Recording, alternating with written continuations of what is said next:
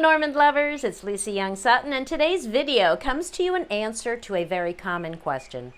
How does the Petit Lenormand system differ from the more recent variations?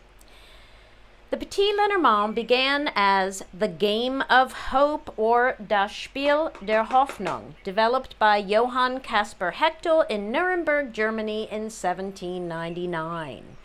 It was a parlor game addressing everyday issues similar to the modern-day Milton Bradley's Game of Life.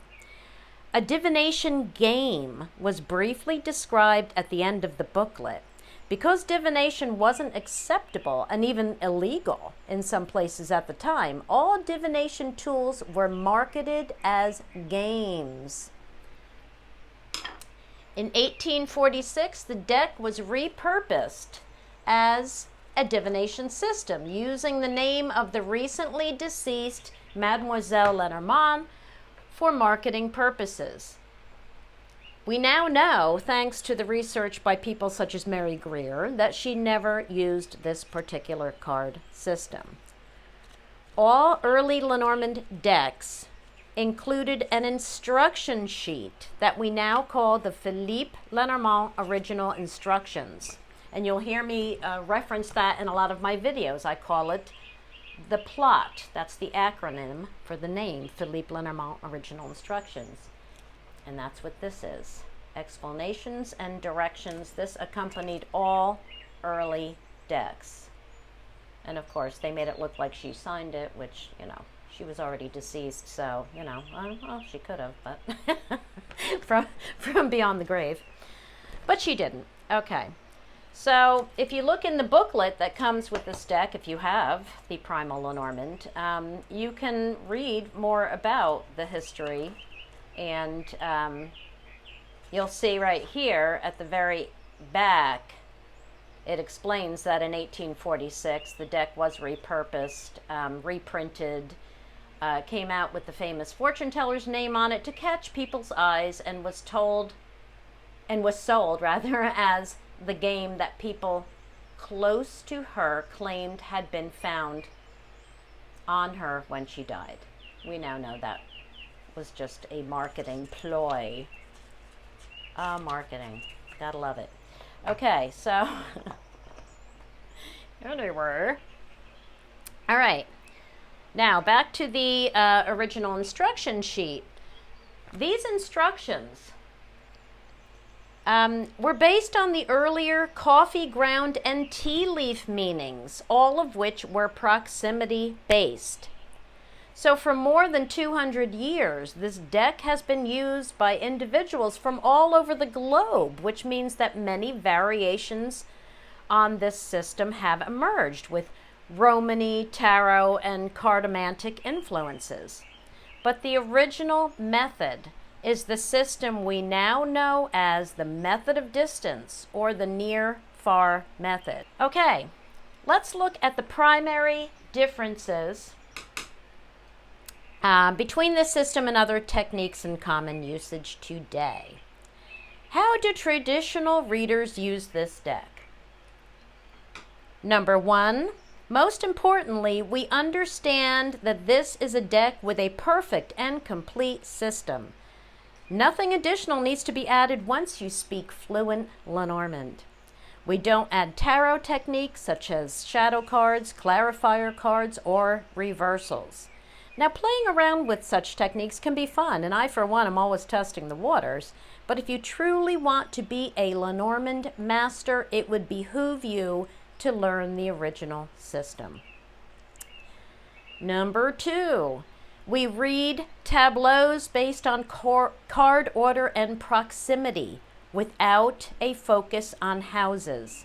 Houses are not part of the traditional method at all, though some choose to incorporate them as a possible subsequent layer of a reading. As traditional readers, however, we know that card order and proximity always take precedence over anything else.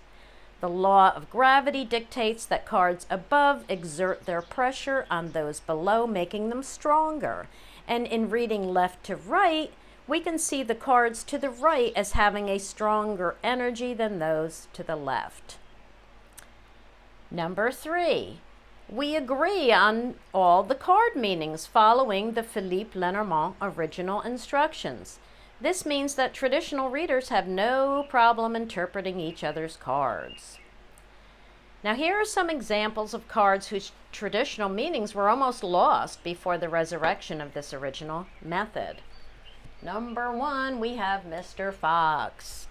The fox is the card of wrongness and isn't chosen for one's dedicated work card because it's a card that most often appears in work-related readings to indicate underhandedness and a need for caution. We want it free to show up near our work card if it needs to warn us. Now notice here that I'm using the term dedicated work card because this doesn't mean that we can't use the fox in a specific work-related spread to describe a job that isn't actually right for us but is necessary for survival. In the same way that we would, in that same type of situation, use the moon to represent the dream career. And we would use the anchor, just want to make sure you can still see this, yes you can. We would use the anchor for a career that provides financial security and anchors us in life, right? And we would use the tower for a corporate job, and maybe the house for a small office, a family-run business, or a job that allows us to work from home. Okay? But our dedicated work card as a traditional reader is not the fox. Okay. Another one is the ship. Okay, the ship is not just the card of travel, but also the traditional card of success in business. Think of it as big business, international trade, or going further to bring in bigger revenues. The core function of the whip is not sex, but discord, disagreement, irritation, effort, struggle, and the repetition of all of these things. To learn more about determining sex in a reading, check out my chapter. Let's see. Oh, you know what? Hang on, I have to find it. I have a chapter called Sex, the Lily or the Whip. In the hard copy, it is on page 71. There it is. So you can read all about the sex cards and how to determine sex in a reading. Right there. Okay. The birds. The core function of the birds is not conversation, but temporary hardships that we all encounter as we move throughout our days attempting to feather our nests. These hardships create mind chatter, which is often vocalized. When near, that's what this card represents. When far, it indicates a short trip or a day off to temporarily escape these hardships. Because the birds can describe sound, descriptively it can refer to talk, but it's typically superficial talk, such as gossip, rumors, or idle chit-chat.